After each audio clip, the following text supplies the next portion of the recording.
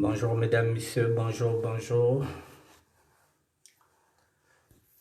Mesdames, messieurs, bonjour. Bonjour mesdames, messieurs.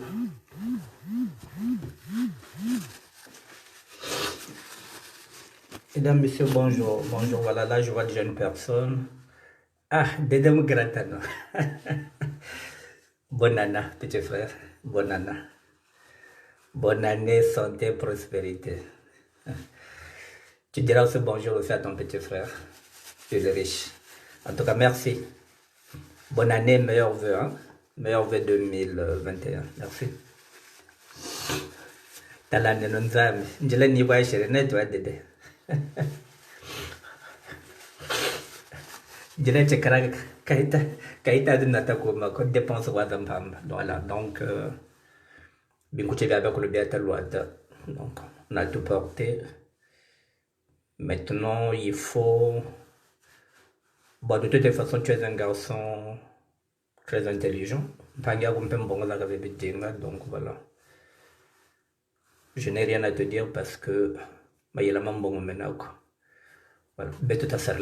Donc maintenant, on va faire de notre mieux d'être comme des médiateurs sociaux pour essayer d'apporter notre discours. Angela Marcel Chikaya, bonjour ma soeur. Bonjour. Angela, je t'ai laissé un message sur Messenger. Quand tu vends quelque chose, comme je t'ai dit, il y a la visibilité, donc il faut partager. Donc, ton truc, parfois il est privé, parfois il est public. Donc, je t'ai envoyé un message sur une box, tu regarderas. Voilà, bon, mesdames, messieurs, je vais commencer le direct. Bon, avant de commencer le direct, je vous souhaite déjà mes meilleurs vœux. 2021. Aujourd'hui, j'ai dit qu'après le rétroviseur, après le rétroviseur, je vais vous présenter le chemin. Le chemin, c'est l'autoroute que j'ai dit sans péage. Bon, mesdames, messieurs, vous voyez par exemple le chemin que je vais vous présenter, c'est le futur. Je vous ai présenté le rétroviseur. Le rétroviseur, c'est le passé. Le présent, c'est ce que nous vivons aujourd'hui.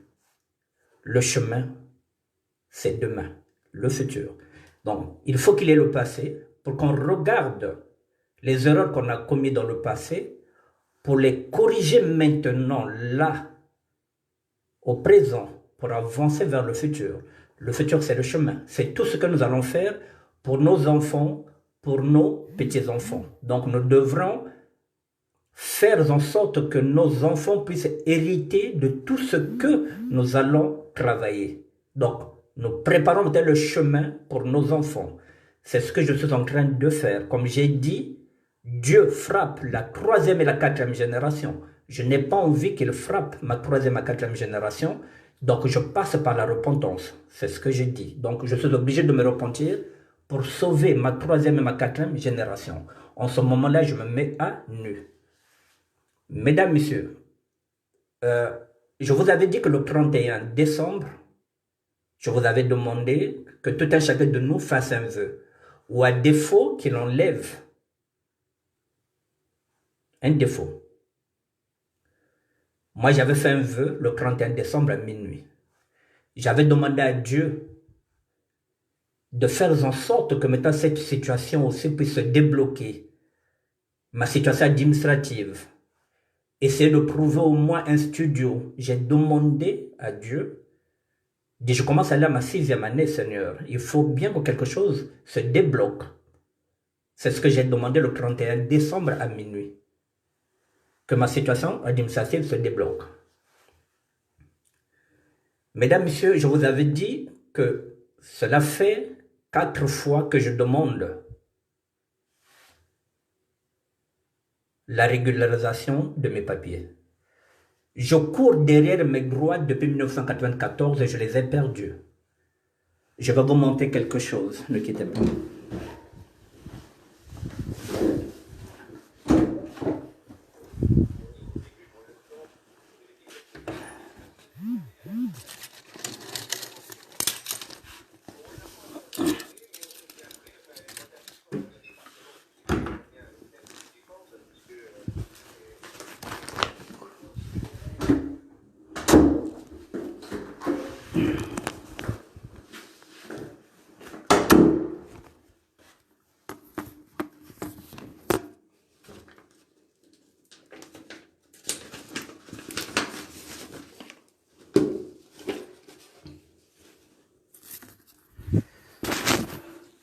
Bon, mesdames, messieurs, je parle toujours avec preuve. Je vous montre un récépissé.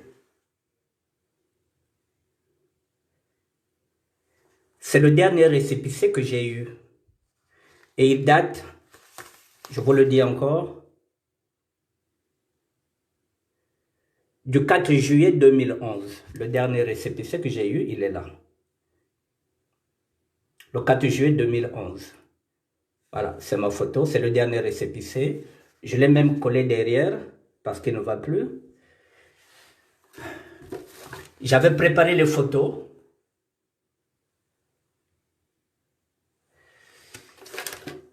C'est pour vous dire que depuis 2011, c'était mon dernier récépissé, mesdames, messieurs. Je vous ai dit que je n'ai pas d'aide. J'ai pas d'aide. Je n'ai pas d'aide médicale, je n'ai rien. J'ai même été condamné à payer 200 € à la mère de mes enfants, une pensée alimentaire. Donc, on m'a même fait payer une pensée alimentaire alors que je n'ai pas les papiers. Mais c'est le préfet.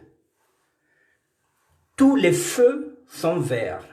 Je dis bien tous les feux. À commencer par la prison de Fresnes, là où j'ai appris la parole de Dieu. Tous les feux sont verts. Jusqu'au tribunal, jusqu'au prêtre, tout le monde sait que j'ai fait des efforts. Un seul feu est rouge, c'est celui du préfet.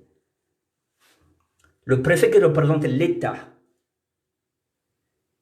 Que ce soit le préfet de 94, que ce soit le préfet de 75, là où j'ai demandé la carte de séjour, tous les feux sont verts, sauf le préfet, qui m'a demandé, qui m'a mis à l'épreuve pendant 10 ans, sans que je puisse être bonjour Pénentiel Luzolo. Je l'ai fait, j'ai fait tout ce qu'on m'a demandé de faire. Là, je suis en train d'attaquer la 11e, 2009, 2011. Je suis en train d'attaquer la 11e année.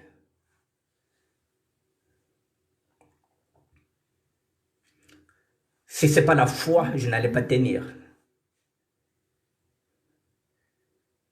Si ce n'était pas la foi, excusez-moi, je vais prendre quelqu'un, inviter cette personne.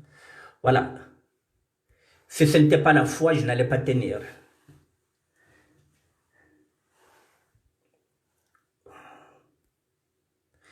Mais parfois, ce n'est pas évident aussi. Parfois, la foi est ébranlée. Alors, j'avais fait le point avec la responsable qui gère ici.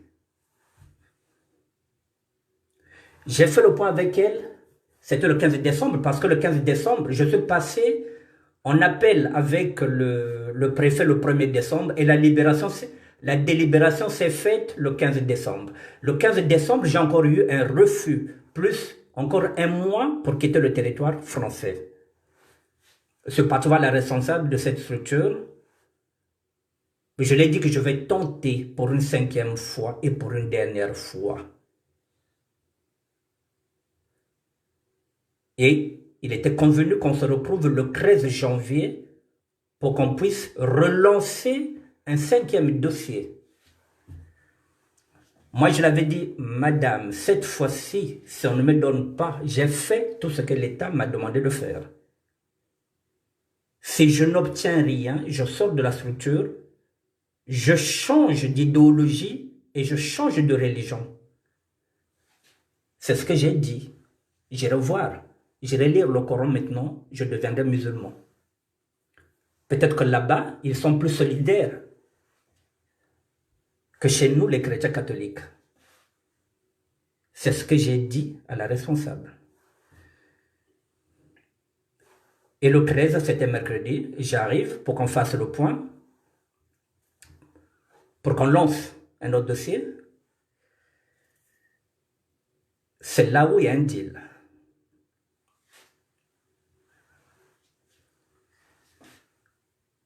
Une proposition a été faite.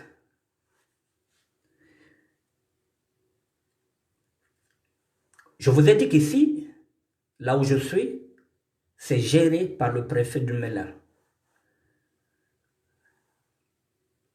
Dieu est parti me chercher, je vous rappelle, en prison.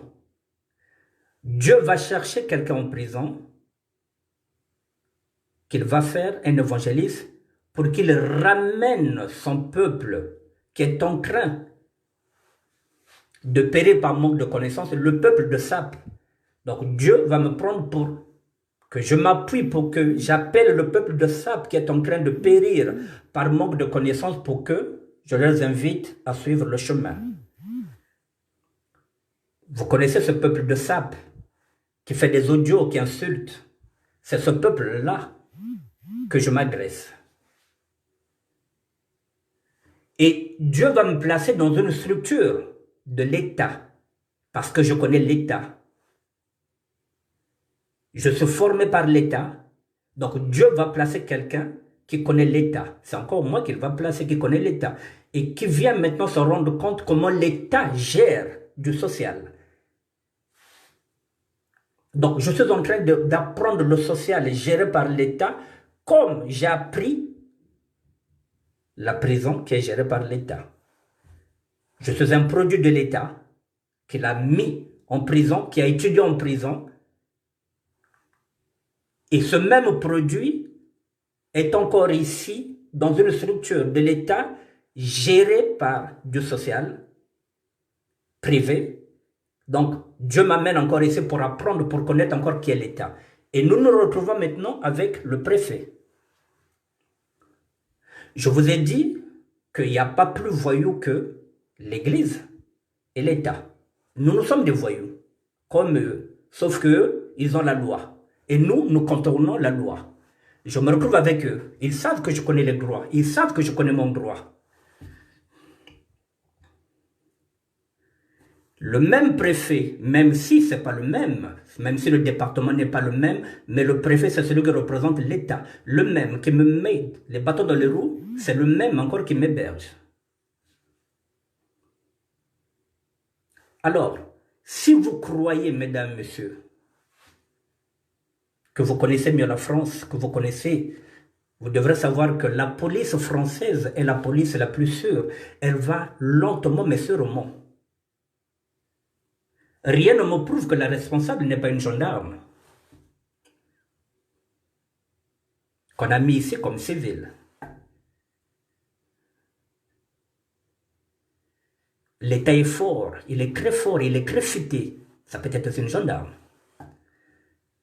Toutes les informations ici vont chez les gendarmes. Ça peut être une gendarme qui a été détachée. Mais heureusement qu'ici aussi, je ne fais rien d'anormal. Mon téléphone, on peut le mettre à l'écoute. Je ne parle pas business.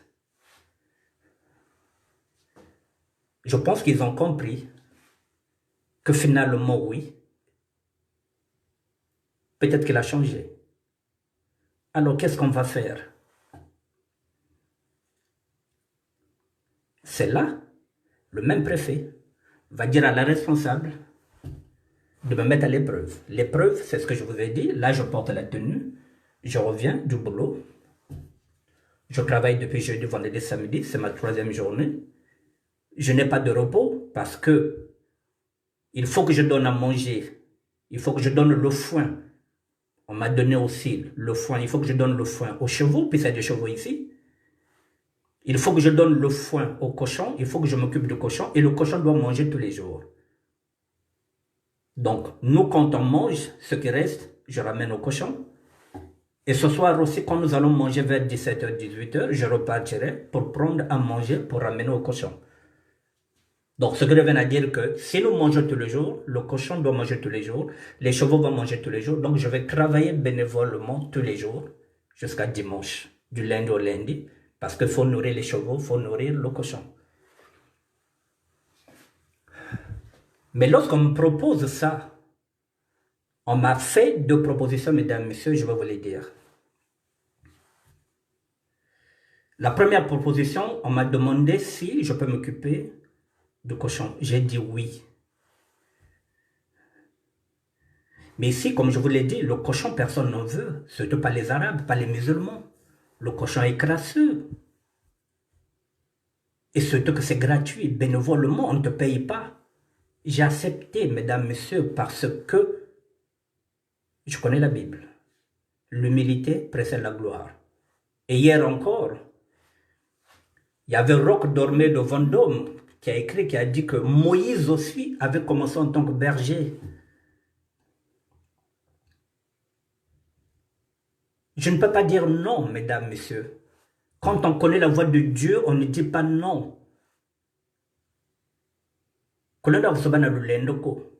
En ce moment-là, je ne suis plus crack, je ne suis plus sapeur, mesdames, messieurs. Je suis serviteur de Dieu. Ce qu'on me donne de faire, je le fais. J'ai accepté. La deuxième proposition, maintenant qu'on me fait, puisqu'il y a eu deux propositions, on m'a demandé si je peux enseigner le catéchisme. J'ai dit oui. Ça est dans mes cordes, oui, je peux enseigner le catéchisme. Alors, la responsable m'a proposé de me mettre en contact avec le prêtre qui gère l'église de Nangis, en direction de Provins. Donc, je vais quitter ici, j'irai à Nangis, je ne sais pas si ça s'appelle Nangis, je vous dirai. J'irai en entretien avec le prêtre. Parce que le préfet est déjà en contact avec mon premier employeur. Mon premier employeur, c'est le père Mathieu. Ce sont ces juifs qui m'ont enseigné. C'est mon premier employeur. Comme vous savez, dans toute chose, quand vous allez chercher le boulot, on vous demande un entretien, on cherche à savoir quel était votre premier employeur. Mon premier employeur, en tant que serviteur de Dieu, c'est le père Mathieu. Ils ont déjà discuté avec l'État, marche avec l'Église, même s'ils font semblant qu'ils ne sont pas de mèche.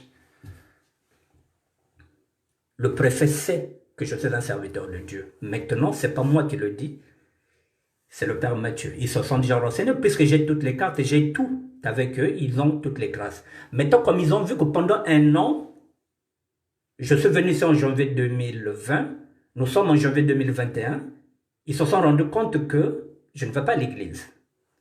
Or, ce qu'ils ignorent, c'est que moi j'évangélise. Ici à la douche. J'évangélise. Donc c'est que la parole, elle est toujours là.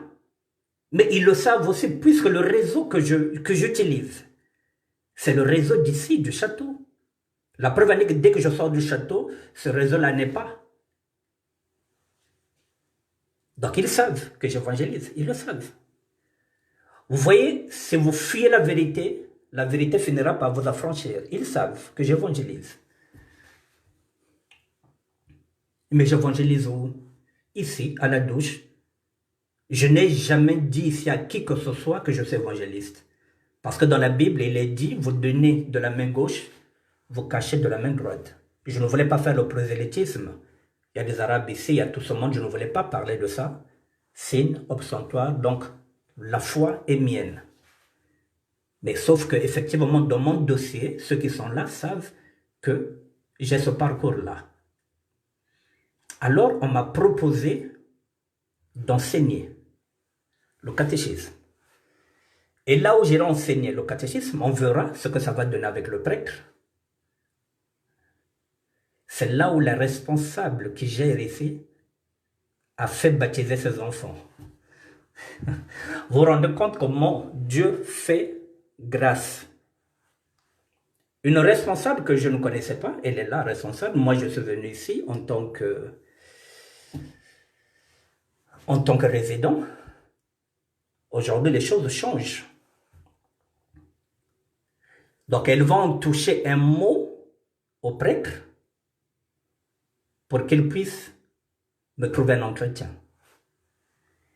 Et le prêtre, c'est celui qui va jauger mon niveau.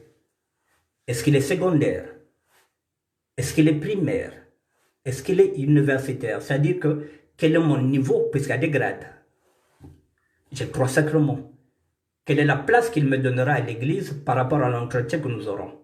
Vous savez bien que lorsque vous allez faire un entretien chez un employeur, si vous arrivez à le convaincre, on ne vous mettra plus en essai pendant 3 jours. Donc le préfet attend mon entretien avec le prêtre pour être situé.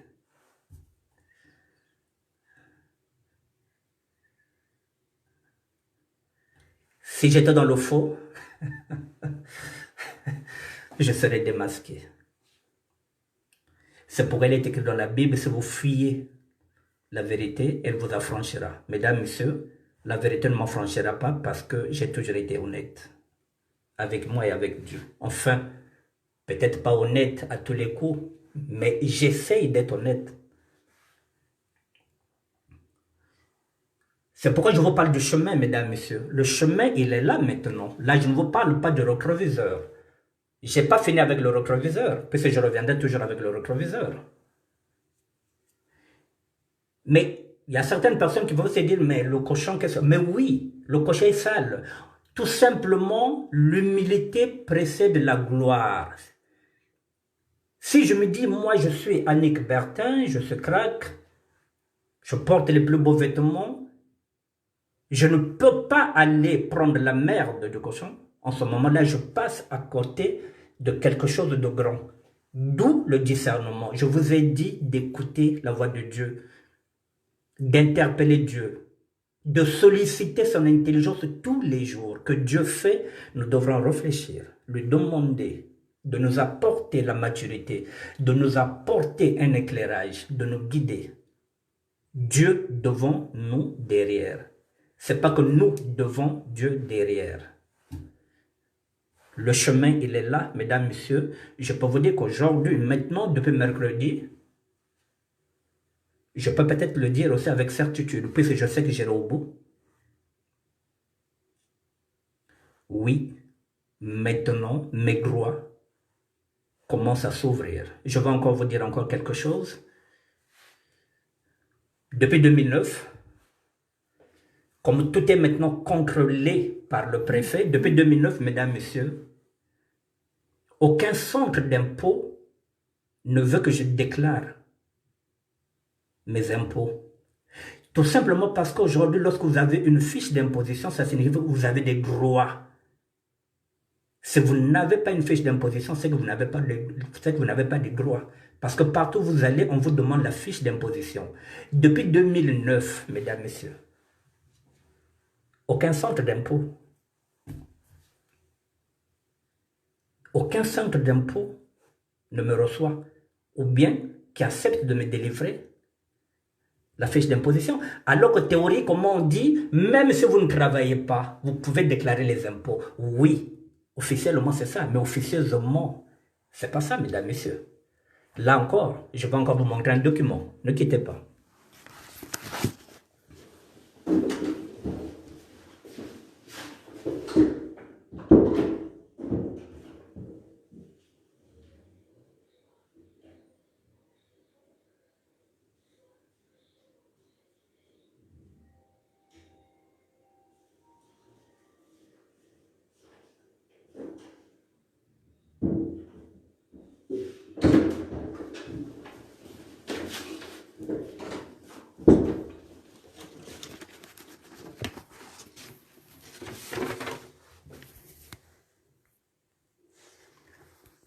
Alors, excusez-moi. Voilà.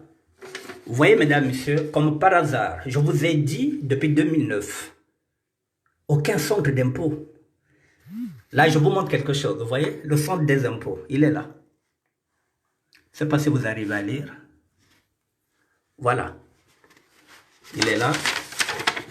Je vous montre. Voilà. Là, j'ai rendez-vous au centre des impôts. Vous voyez, comme par hasard, tout ce qui était bloqué, aujourd'hui maintenant, j'ai rendez-vous au centre des impôts le jeudi 21 2021 à 11h, 17 place de l'Argonne, Paris 19e. Après 11 ans, mesdames, messieurs, j'ai enfin un rendez-vous.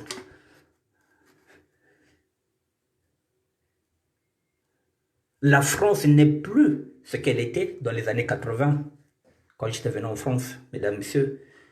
Donc, quand j'attire votre attention, vous devrez comprendre que, comme je vous le dis, si Dieu me place là, c'est parce que j'étais dans le faux usage de faux documents administratifs. Je connais l'État.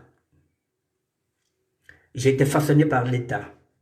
Je connais les rouages de l'État. Donc, je suis mieux placé pour savoir ce que l'État trafique. Lorsque Dieu a placé Moïse, lorsqu'on a placé Moïse en Égypte, étant bébé, c'est pour qu'il puisse connaître les habitudes des Égyptiens. Alors que lui n'était pas égyptien. Si Dieu me place ici, c'est pour que je puisse vous alerter de cette France que vous êtes en train de côtoyer aujourd'hui, mesdames, messieurs.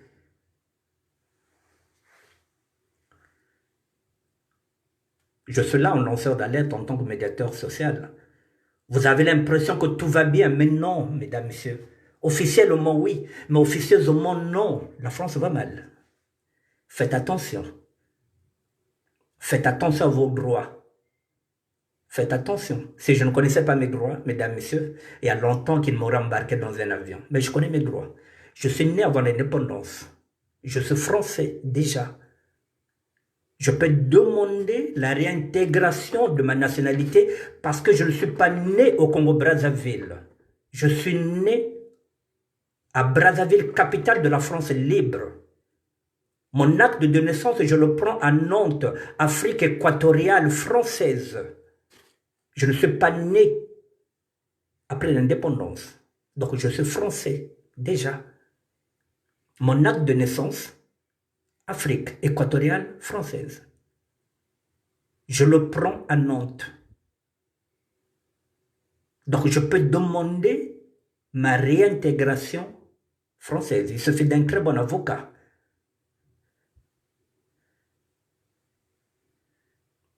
Alors, si quelqu'un vous dit maintenant, avec preuve, que 11 ans, vous vous dites, oui, les impôts, quand vous allez là-bas, vous allez déclarer, mais oui, c'est ce qu'on vous dit. C'est maintenant que j'ai rendez-vous. Le rendez-vous, je l'ai quand? Voilà, le jeudi 21 janvier. Tout est maintenant centralisé par le premier flic de France. Et le premier flic de France, c'est le préfet. Tout est maintenant centralisé. Vos impôts, vos sécurités sociales, tout est centralisé. Tout est maintenant magnétisé. Bientôt, même les bulletins de paye, bientôt, ils seront maintenant sur des cartes magnétiques. On est en train de vous ficher tout le monde. Donc, mesdames, messieurs, donc, vous croyez, la police française est la police la plus sûre. Elle va lentement, mais sûrement. C'est sûr qu'ils m'ont déjà suivi derrière. Quand je dis que je vais aller prendre des courriers, ils peuvent vous suivre derrière pour voir si c'est vrai. Je n'ai jamais menti. Il a fallu une année. Les droits commencent à s'ouvrir. L'aide médicale qu'on ne voulait pas me donner, vous verrez qu'avec le temps, ils vont me le donner. Vous voyez, là, je vais travailler bénévolement. Mais normalement, si vous voyez bien, donc c'est un donnant-donnant. Parce que si j'avais, par exemple, un CDD, ils allaient peut-être me payer 400 ou 500 euros. C'est pourquoi on vous dit aujourd'hui, nous n'allons plus prier comme nos grands-parents. J'irai voir le prêtre.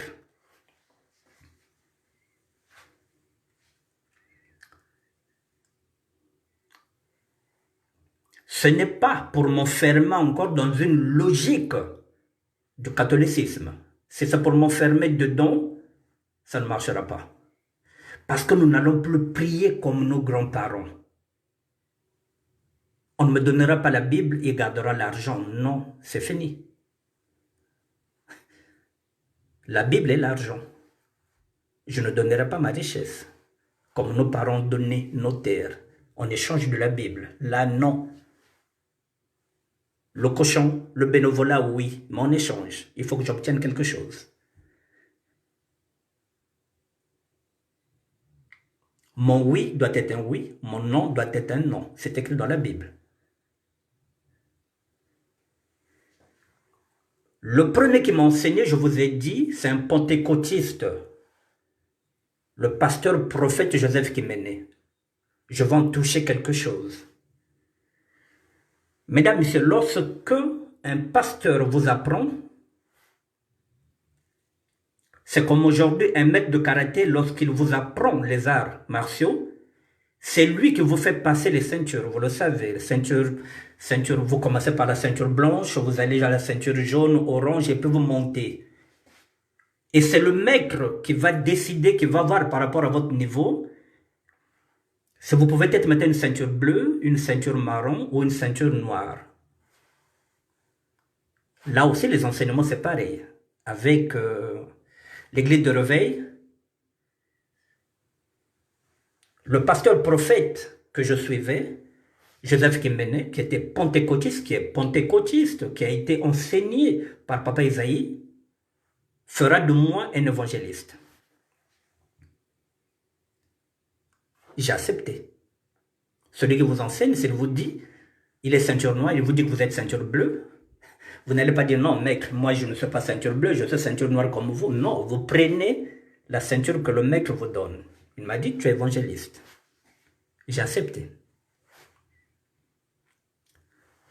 Maintenant, si je mets le rétroviseur en arrière, mesdames, messieurs, imaginez un instant que le pasteur prophète Joseph Kiméné avait fait de moi un pasteur. Comme tous les pasteurs, j'allais chercher d'avoir une église. Parce que j'allais me dire que je suis pasteur, il faut que je puisse officier dans une église. Mesdames, messieurs, aujourd'hui où je vous parle, le préfet n'allait pas me proposer d'aller voir un prêtre.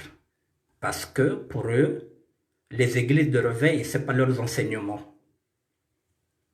Ils ne prennent pas ça en considération.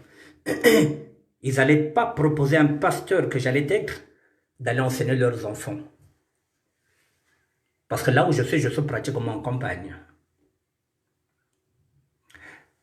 La directrice qui gère ici, il y a des pasteurs ici, là où je suis là. Il y en a, des Quinois. Qui étaient là avant moi, qui évangélisent ici, qui parlent de la Bible tous les jours. Mais le préfet et la directrice vont prendre un élément qu'ils ont formé, eux, dans le catholicisme pur et dur. Ce sont leurs propres éducation, leurs propres enseignements qu'ils m'ont donnés, qu'ils demandent aujourd'hui maintenant que je puisse transmettre maintenant à leurs enfants, leur propre catholicisme qu'ils m'ont enseigné. Parce que je suis un pur produit du catholicisme. Vous voyez la nuance? Si j'étais baptisé par le pasteur prophète Joseph Kiméné, qui voulait me baptiser, comme on avait baptisé Jean-Baptiste, ce baptême-là n'allait pas être considéré chez le préfet.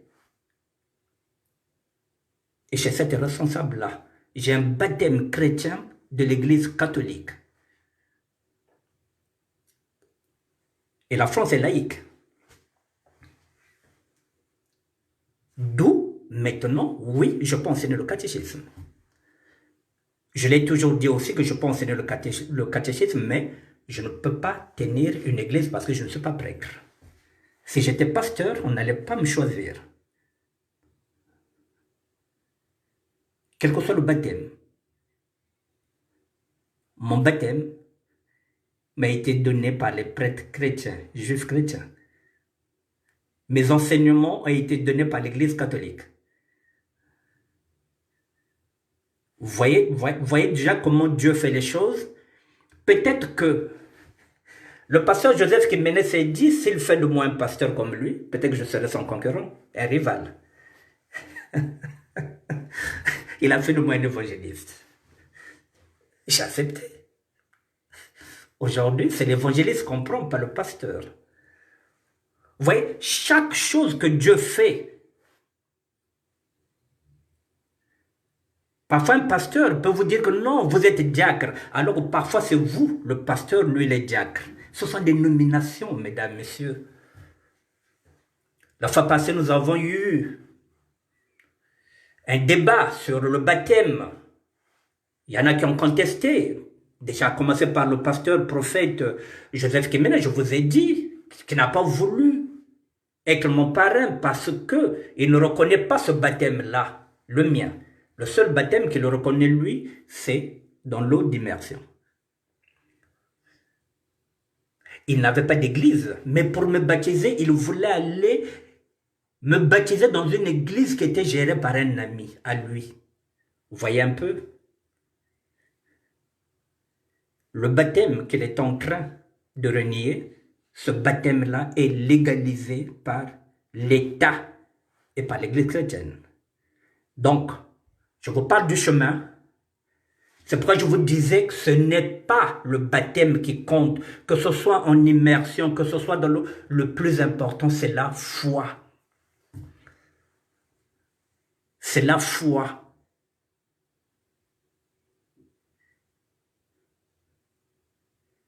Dans 2 matins, quand je vous parle du chemin, je vous montrerai aussi, lorsque j'irai en entretien avec le prêtre, je vous montrerai où se trouve l'église. C'est le chemin. Il faut que vous voyez ce chemin. Parce que je vous ai tout montré. La gloire de Dieu, vous allez la vivre aussi en live. Je n'ai pas attendu, mesdames, messieurs, d'avoir une église pour évangéliser. Je suis là dans ma salle de bain. J'ai fait ce qu'il fallait faire. Dieu commence à me récompenser, mesdames, messieurs. Si je témoigne, c'est pour vous conforter, vous aussi, pour vous dire que si Dieu peut agir sur moi, il peut aussi agir sur vous. Mais il faut mettre de la discipline.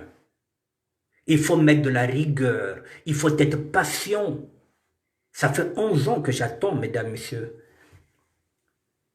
Ça fait 27 ans que je n'ai pas de carte de séjour. Depuis 1994, je n'ai pas de droit. Je vous le montre, je vous ai montré le récépissé. Le dernier récépissé que j'avais eu en 2011, ça fait 10 ans. Sans aide, sans rien quémander à qui que ce soit. Mais je me suis accroché. J'ai maintenant rendez-vous avec le service des impôts. Vous croyez que tout est facile? Non. Parfois, vous vous plaignez pour un oui, pour un non. Il faut être patient.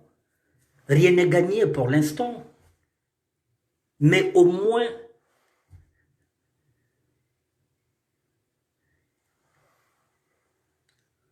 tout ce que nous faisons, tout ce que nous vivons, mesdames, messieurs, lorsque Dieu met un plan, lorsqu'il m'a mis dans la rue, à dormir avec les clochards, à sentir les odeurs, mesdames, messieurs, s'il vous plaît,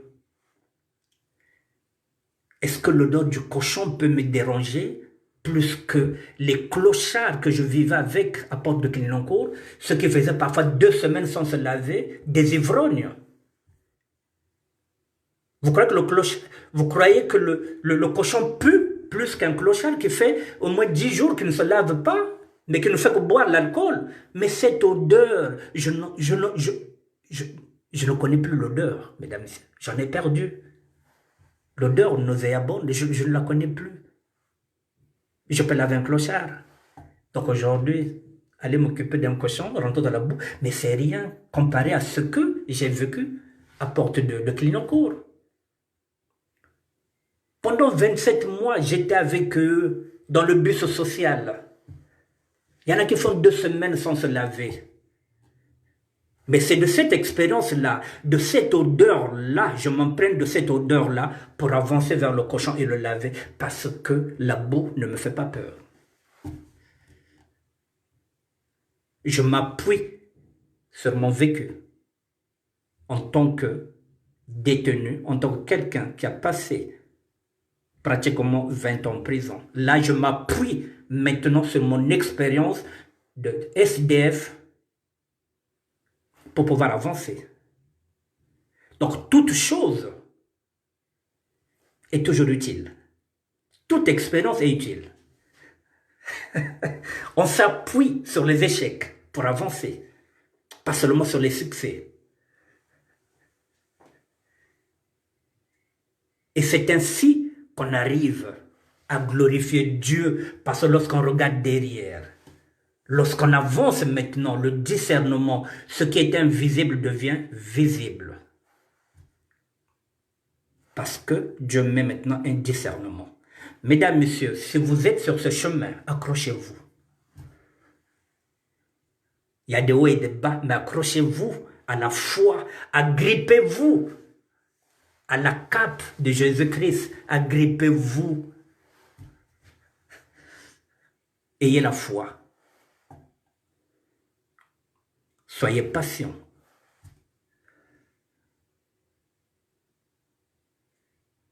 Soyez patient. Changez la mue de serpent. Je suis en train de faire un effort. C'est pas évident, mais il faut se faire violence. Il y a des gens qui m'avaient déconseillé, non, non, non, non. Heureusement que je ne les ai pas. Je ne les ai pas entendus. Je les ai dit, je vais aller au bout. La fin du tunnel est là, mesdames, messieurs. Lorsque je vous parle du chemin, j'ai dit l'autoroute sans péage. Oui, il y a des autoroutes avec péage. Là, il n'y aura pas de péage parce que laissez-vous guider par le Saint-Esprit, vous roulez. C'est l'autoroute sans péage maintenant.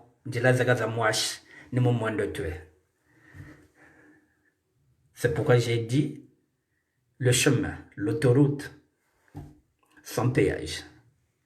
Voilà, il est là maintenant, mesdames, messieurs. Je vois maintenant le futur. Le bout du tunnel, il est là. Il n'y a aucune raison que je ne vois pas le bout du tunnel. Mais je me suis accroché. Je reviendrai vers vous, mesdames, messieurs, comme j'ai dit. Dès que j'aurai rendez-vous avec le prêtre, je vous dirai dans quelle église. Je vous dirai aussi la proposition qu'il va me faire. Quelle est la place qu'il va me donner au sein de l'église. C'est le prêtre qui va décider. Je vous donnerai le compte rendu.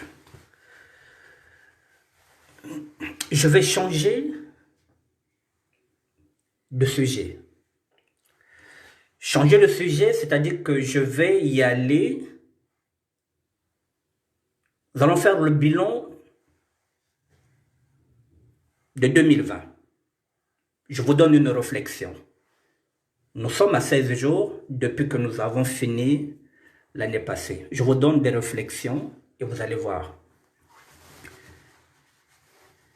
Mesdames, messieurs, vous avez constaté, je vous avais dit que la liberté, on la savoure lorsqu'on la perd. Nous sommes en train de perdre la liberté. Ce qui était 20 h, nous sommes maintenant à 18 h. Nous sommes en train de perdre la liberté. Dans cette liberté, il nous faut changer continuellement, perpétuellement, se renouveler. C'est écrit dans la Bible. De ne pas nous fier au siècle dernier. Mais comment nous allons avancer avec cette maladie? J'avais déjà donné quelques pistes. Je vous avais dit, si vous rentrez dans le bénévolat, vous pouvez avoir des papiers. Là, je suis dans le bénévolat. Au commencement, il y a la parole. Ce que j'avais dit, c'est ce qui se passe avec moi-même. Peut-être qu'ils vont me prendre 3 ans. Je ne sais pas combien de temps ça me prendra, mais moi, j'irai au bout. Nous allons encore peut-être être encore confinés, peut-être pour une 3e, 4e fois. Un constat. Un exemple concret. Vous n'avez pas de papier. Vous avez pris les papiers d'une tierce personne. Vous avez un CDI. Vous gagnez 1400 €. Vous payez la chambre 300 €. Il vous reste 1100 €. Vous faites la tontine, ce qu'on appelle ristourne, l'ikelemba. 500 €, il vous reste 600. Vous êtes 15, vous avez gagné 7500, vous avez pris, vous avez envoyé en Afrique, on est en train de construire votre maison, et chaque mois, vous envoyez 500 €. Mais mesdames, messieurs, maintenant, ça fait 1 an, pratiquement, que vous ne travaillez pas, parce que la tierce personne est rentrée maintenant au chômage partiel. Qu'est-ce qui va se passer? Il vous faut payer la chambre. Vous louez une chambre, il faut payer la chambre 300 €.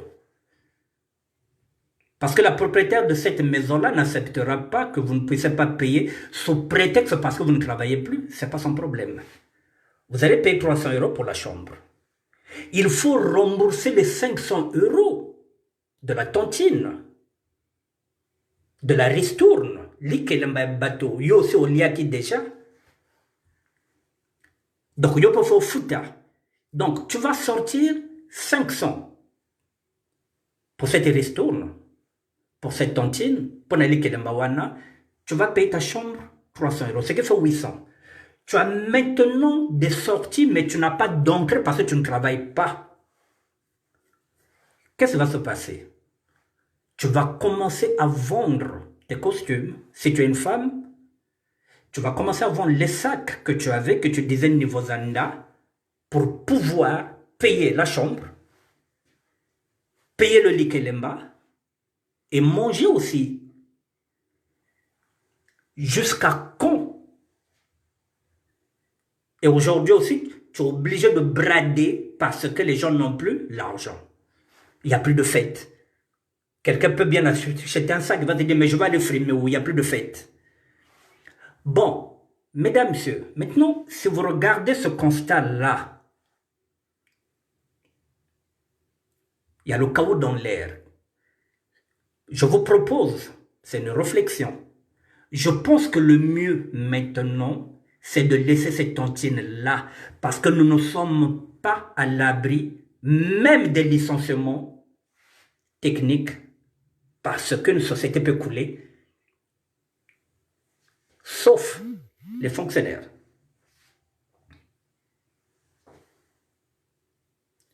Sauf les fonctionnaires. Bientôt, vous aurez des problèmes avec ces tontines, avec ces likelemba, avec ces restos, parce que vous n'arrivez plus à payer. Je pense que si vous n'êtes pas encore dans cette configuration, le mieux, c'est que vous mettez vos économies dans une banque. À tout moment, vous avez besoin de récupérer votre argent, vous êtes en sécurité, que de mettre ça maintenant dans des tontines. Parce que là, nous ne savons pas jusqu'à quand nous sortirons du confinement. Excusez-moi.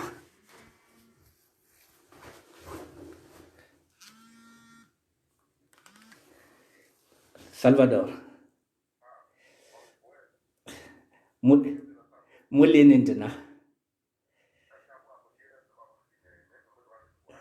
Merci. Bonnement de ça, je te rappelle de toutes les façons. Ok, à tout à l'heure. Voilà, donc je disais, mesdames, messieurs, c'est ma réflexion. Celle que j'ai eue depuis 16 jours. Je vous la mets. Le mieux, si vous n'êtes pas encore dans une ristourne, que vous laissez. On ne peut plus se projeter, même pour demain, même moi qui voulais faire une émission sur la SAP, il est difficile parce que on ne sait pas à quel moment je peux avoir une salle, à quel moment. Donc, c'est difficile maintenant de se projeter. Ceux qui peuvent se projeter jusqu'à présent, ce sont les fonctionnaires. Les fonctionnaires peuvent se projeter. Mais si vous n'êtes pas fonctionnaire, mesdames, messieurs, je vous dis qu'il y a le chaos dans l'air. Juste un exemple concret, je vous ai dit, vous payez la tontine, 500 €, vous payez le loyer, 300 €, vous mettez 200 € pour manger, vous avez 1000 € que vous sortez depuis 10 mois, depuis que vous êtes confiné, que vous ne travaillez pas. Et depuis 10 mois, la personne propriétaire de ces papiers est en train de toucher son chômage partiel. Depuis 10 mois. Ça fait 10 000 que vous avez sorti. Vous allez tenir combien de temps?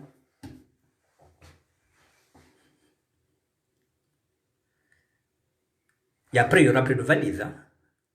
Il n'y aura plus de sac. Il n'y aura plus rien. Il n'y aura plus de costume.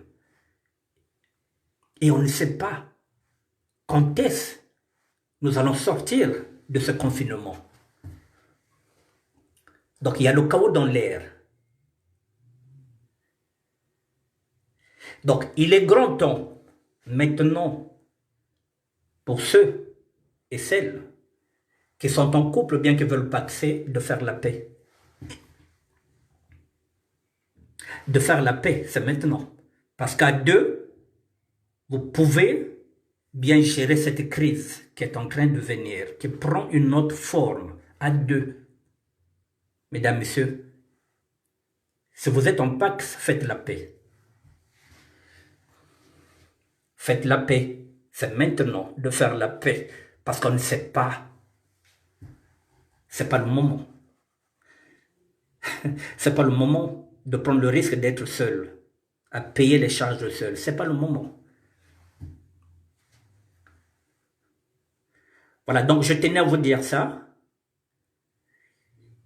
Il faut voir la conjoncture d'aujourd'hui. Vous allez voir que maintenant, c'est ce que j'avais dit, que cette année, que celui ou celle qui n'a pas de papier, qui traverse les papiers de l'autre, puisse maintenant réfléchir comment faire pour avoir ses propres papiers. C'est ce que je suis en train de faire moi aussi. J'ai envie d'avoir ma propre carte de séjour. Comment faire? C'est pareil pour les interdictions bancaires, mesdames, messieurs. Je vous l'ai dit. À force d'aller prendre les sacs, les vêtements chez Galeries Lafayette, à force de faire trop de crédits, aujourd'hui, comment vous allez faire pour payer ces crédits-là, puisque vous ne travaillez plus? Vous allez vous retrouver interdit bancaire. Et demain, s'il y a un décès, vous ne pouvez même pas faire une cagnotte. Vous ne pouvez pas cotiser dans une cagnotte parce que votre carte bleue, elle est électron. Elle ne sert à rien. Il y a encore un point que je vais soulever, que je vais plutôt souligner. Ne quittez pas. Je regarde l'heure. Non, c'est bon. J'ai encore l'heure. Il est 16 h. Je vais finir. J'ai commencé à 15, je vais finir à 17 h. Il y a encore un autre point, mesdames, messieurs. Les personnes qui ont construit en Afrique, femmes ou hommes, là où c'est séparé, vous êtes piégés. Les investissements, je ne vais pas généraliser l'Afrique, je vais parler du Congo-Brazzaville, que je connais puisque je suis originaire. Vous avez pris un crédit ici, vous avez acheté une maison au Congo, vous avez mis des locataires. Mais les locataires ne sont plus payés au Congo-Brazzaville, les travailleurs ne sont plus payés. Vous êtes en train de payer un crédit ici, dans une maison qui dort, avec des locataires qui ne vous payent pas. Mais vous êtes en train de ramer ici pour payer un crédit. De l'immobilier que vous avez misé au Congo, sachant qu'au Congo, on ne paye plus. Il y a la rupture. Vous êtes aussi dans la merde.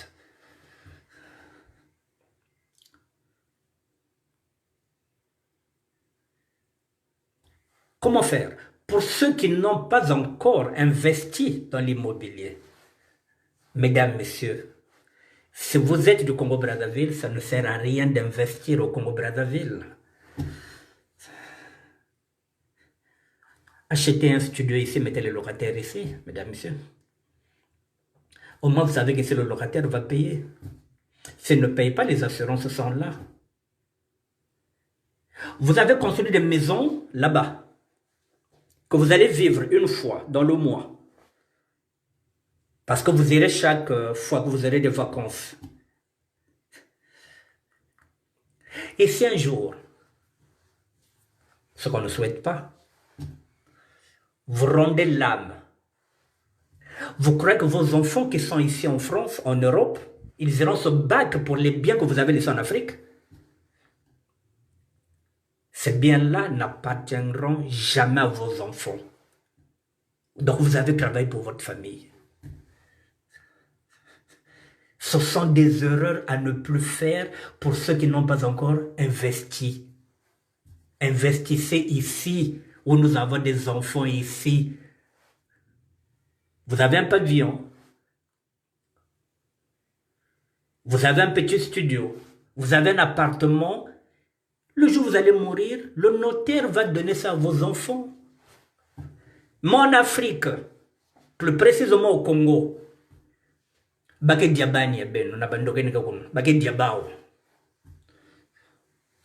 C'est bien ça Bake Diaben ban, hein? Ben qu'on investit dans l'Afrique, Bake Diabani ben. Babi minimum comme Yabao, Bilou qu'on est comme Yabango, Ban la bin Baken Rosenganin. Investissez là où vous résidez. Nous avons des enfants ici. Quitte à prendre un appartement, vous prenez l'appartement ici. Le jour où vous n'êtes pas là, le notaire donne cet appartement à vos enfants. Mais tout ce que vous êtes en train de faire, des investissements en Afrique, pour précisément au Congo-Brazzaville, mesdames, messieurs, je ne sais pas si vous le faites parce qu'un tel l'a fait, parce que son bac de Franco a construit, parce que M12 de Paris a construit au Congo, parce que Pudociel Luzolo a construit. Donc vous allez faire comme Pudentiel, vous allez faire comme Dédé Mougratano, vous allez faire comme tout le monde parce que vous êtes des moutons, vous êtes des suivistes. Vous allez faire comme Dianonka. Parce qu'elle a acheté au quartier Mouyonzi, donc vous aussi vous allez acheter. Et mais à la longue, ce sont des mauvais placements. Actuellement, si vous voulez acheter, mesdames, messieurs, achetez en Europe. Voilà, donc lorsqu'on vous dit de renouveler votre intelligence, c'est coller à la réalité.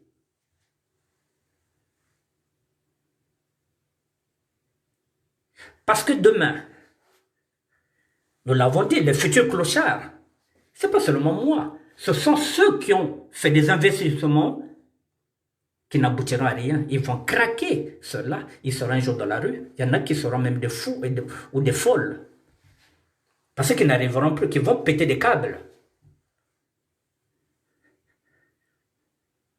Donc, il y a des investissements actuellement, il faut réfléchir à 2 fois maintenant pour investir. L'immobilier, si vous voulez investir, mesdames, messieurs, investissez en Europe.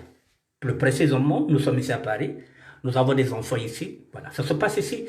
Maintenant,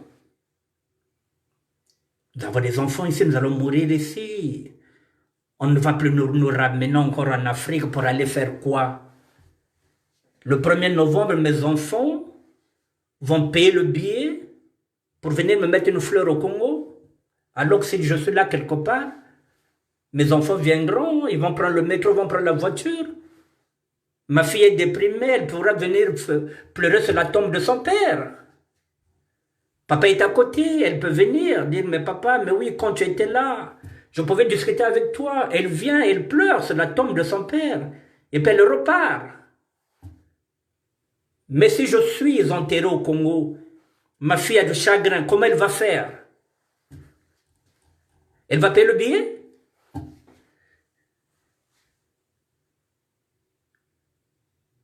On meurt quelque part. On est quelque part. Peu importe le lieu. On est quelque part, on meurt quelque part. Peu importe si on meurt ici. Nos enfants sont là. Ça, c'est un constat. Donc, il faut coller à la réalité. Le corona, mesdames, messieurs, l'économie du monde tourne mal. Je vais maintenant encore développer. Je vous donne encore des pistes. Les pistes, pour ceux et celles qui n'ont pas encore compris, il faut vous débarrasser de la nationalité congolaise. Je parle toujours du Congo parce que la charité bien ordonnée commence toujours par soi-même. Mais je ne peux pas critiquer. Ne quittez pas. Allô? Oui, c'est... Ted, bon. Non, je suis en ligne. Je finis, je te rappelle. Ok, à tout à l'heure. Excusez-moi, mesdames, messieurs. Je disais, si je ne perds pas le fil, j'ai tenté de dire, dans 2 matins, nous ne serons plus fiers de dire que nous sommes Congolais, de Brazzaville. Parce que pour être fier, il faut qu'un pays marche. En ce moment-là, on est fier d'être des citoyens. Il est difficile aujourd'hui maintenant de dire que je suis fier d'être Congolais puisqu'on pense que le Congo ne va pas bien. Mesdames, messieurs, débarrassez-vous de cette nationalité si vous êtes ici en Europe. Prenez la nationalité française.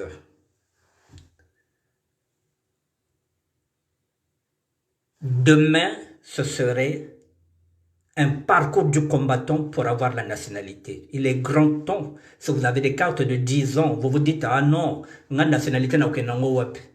Prenez les nationalités, mesdames, messieurs.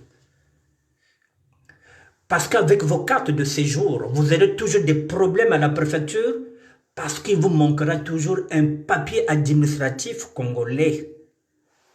Vous aurez des difficultés pour renouveler vos papiers parce qu'il vous manquera toujours un document administratif du Congo. Pourquoi vous emmerder avec des documents qui seront difficiles? Que ce soit un passeport, que ce soit l'acte de naissance, vous aurez des difficultés lorsque la préfecture va vous demander des papiers. Or que si vous êtes français ou française, mesdames, messieurs,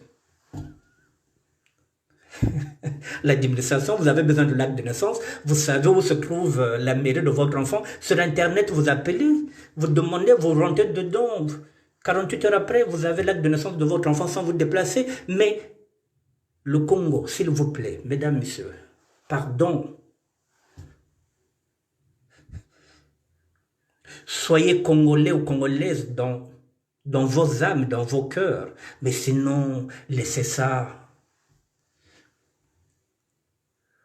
Vous avez vu avec l'épidémie, vous avez une carte de séjour, on vous laisse au Congo parce que vous êtes chez vous. Vous êtes parti en vacances, mais si vous êtes français ou française, on va vous évacuer. On va vous évacuer. Pourquoi garder une nationalité qui ne nous sert absolument à rien? Nous ne votons pas, nous n'avons pas le droit de voter. Qu'est-ce qu'on va faire avec? Surtout vous qui avez des cartes de 10 ans. Prenez votre nationalité, mesdames, messieurs. Le Congo, c'est dans nos sangs, dans nos veines. Il coulera toujours, nous sommes Congolais. Mais c'est difficile d'être fier aujourd'hui d'être Congolais, mesdames, messieurs. Difficile de dire que je suis fier d'être Congolais. On est fier d'un État qui vous représente. Un État qui vient au secours du peuple, pas un État qui laisse le peuple souffrir. On ne peut pas être fier d'un pays comme ça. Soyez fiers d'être français. Soyez fiers d'être française, mesdames, messieurs. Je n'ai pas de papier, mais la France me donne la possibilité de me réinsérer. Mes enfants sont français, mes petits-enfants sont français. Ce pays me donne la chance de me réinsérer, ce que le Congo ne m'a jamais donné. Soyez fiers. Prenez vos nationalités et faites rentrer les enfants dans l'administration, mesdames, messieurs, pour sauver les emplois. Il n'y a que l'État, parce que l'État, avec le temps, il finira par tout gérer. Dites aux enfants de ne pas se limiter au bac plus 2, de ne pas avoir des limites. Les bacs plus 2 ne serviront demain à rien, sauf à être caissière, aider dans des supermarchés. Dites aux enfants d'aller jusqu'au bac plus 5. Dites aux enfants d'aller au bac plus 5, d'aller au master, qu'ils puissent avoir des doctorats, qu'ils ne se gênent pas, ils sont chez eux. C'est à ce point-là qu'ils sauveront leur retraite, parce que nous ne serons plus là. Nous ne serons plus là, mesdames, messieurs.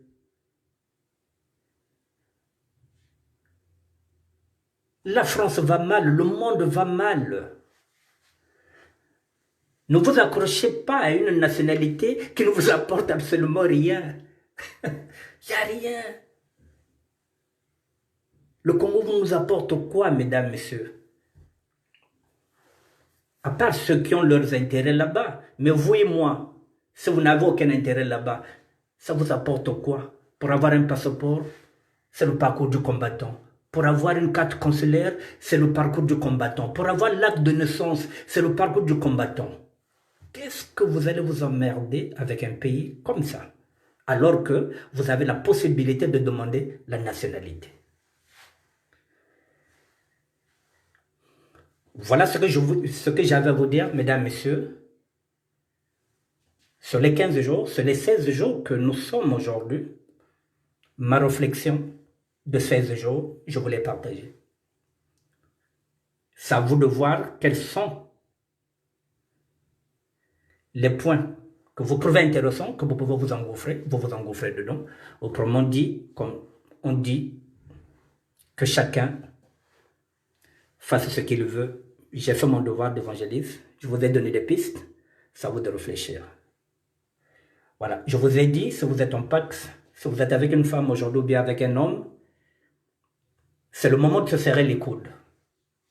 2 salaires valent mieux qu'un seul salaire, avec les temps qui courent. C'est le moment de faire la paix.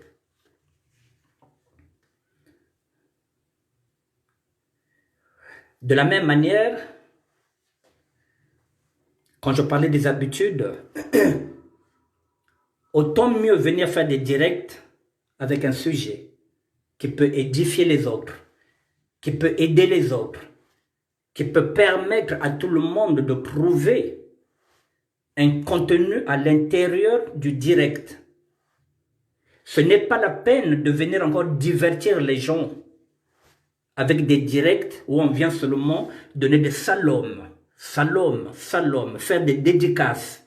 Ça ne sert plus à rien en 2021. Réfléchissez à autre chose. Au lieu de faire seulement des directs pour montrer qu'on est en train de préparer, par exemple, le pondou, c'est pas ça qui va nous instruire. Ça ne nous éduquera pas. Ça ne va pas nous édifier. Venez avec des propositions concrètes.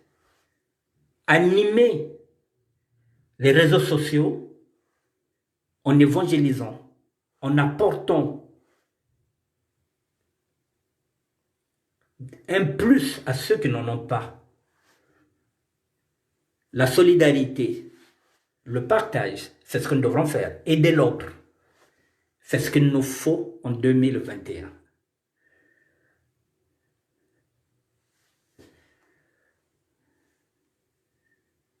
Mesdames, Messieurs, j'avais dit que je prendrais 2 heures, mais je pense que j'ai fait le tour de la question. Voilà, je ne vous retiens plus beaucoup. D'ici, j'allais finir à 17 heures, mais je pense que je croyais que je pouvais beaucoup développer, mais j'ai pas envie d'englober beaucoup de sujets, sinon je risque aussi de vous perdre, donc je vais me limiter à ça. Il est 16h12, dans 18 minutes, je finis le direct à 30. Voilà, c'est un premier contact de ce mois de janvier. Le chemin, je vous l'ai dit, c'est le futur. Le rétroviseur, c'est le passé. Le présent, c'est ce que nous sommes aujourd'hui. Demain, c'est un autre jour. Demain, je serai là pour évangéliser. Je ne sais pas quelle heure. Je vais regarder le planning du boulot que je vais me taper demain. Et j'annoncerai sur ma page Facebook à quelle heure je pourrai évangéliser demain. Je ne sais pas quel est le thème. Voilà, mais Dieu me permettra de savoir quel est le thème que je pourrai aborder demain. Mesdames, Messieurs, je finis en vous disant, comme je vous l'ai dit dès le départ, lorsqu'on vous donne quelque chose, lorsque Dieu vous donne quelque chose, vous prenez. J'insiste sur le fait, parce qu'aujourd'hui, c'est un constat que vous savez que parfois lorsqu'on vous donne un cadeau, si on vous donne un stylo, vous n'êtes pas content parce qu'on vous a donné un stylo, vous revendez le stylo. Vous allez le mettre sur le bon coin. Vous oubliez que celui qui vous a donné n'a eu que ça. Il n'avait peut-être pas autre chose. Il n'avait peut-être pas les moyens de vous offrir autre chose. Il vous offre un stylo, vous prenez. Mais vous n'avez pas le droit de le revendre sous prétexte parce que vous attendez autre chose. On n'attend pas un cadeau, c'est un cadeau. Dans les églises, je vous ai dit, si le pasteur vous dit de balayer, balayez, parce que c'est son église, parce que c'est lui qui gère l'église. Commencez par balayer. Acceptez ce que le pasteur vous donne. Si c'est un prêtre qui vous demande d'arroser les fleurs dans l'église, arrosez les fleurs. Commencez par là. C'est là que vous allez avoir vos bénédictions. Vous ne pouvez pas déjà demander au prêtre, mais oui, mais moi je ne suis pas venu pour arroser les fleurs. Arrosez. C'est lui qui gère l'église. Si un pasteur vous dit, vous serez diacre, vous acceptez d'être diacre. Je vous ai dit, celui qui vous enseigne, c'est lui qui vous donne la place où vous êtes. C'est lui qui va vous dire que non, maintenant, vous n'allez plus être en primaire, vous allez passer en 6e maintenant. C'est l'enseignant qui connaît vos compétences, qui se dit, bon, maintenant c'est bon. Tu as un niveau de CM2, non, non, non, toi tu peux maintenant aller maintenant au collège.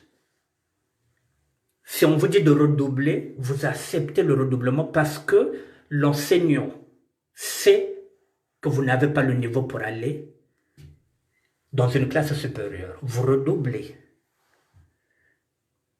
Soyez humbles, acceptez qu'on vous enseigne, mesdames, messieurs.